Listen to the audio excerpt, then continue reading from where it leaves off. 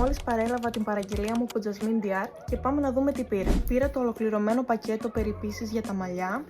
Επέλεξα το σαμπουάν που είναι sulfate free, το οποίο δεν περιέχει θεϊκά άλατα. Όλη αυτή η σειρά περιέχει το serum, το οποίο το βάζουμε 7 με 8 ώρες πριν το λούσιμο, το σαμπουάν, το conditioner, την μάσκα για τα μαλλιά και το finish mask που νομίζω το βάζουμε μετά το στέγνομα των μαλλιών. Επειδή η παραγγελία μου ξεπέρασε τα 70€, σαν δωράκι παρέλαβα το Jasmine Diar το τσαντάκι. Πάμε να δούμε τι περιέχει μέσα. Μέσα στο τσαντάκι της Jasmine Diar περιέχει σε μικρή συσκευασία την σειρά που έχω επιλέξει. Το δεύτερο δωράκι που παρέλαβα είναι το LAC για να κάνουμε styling τα μαλλιά μας. Και το τρίτο δωράκι που παρέλαβα είναι το Dr. Physio, το οποίο είναι λαδάκι για τις άκρες των μαλλιών.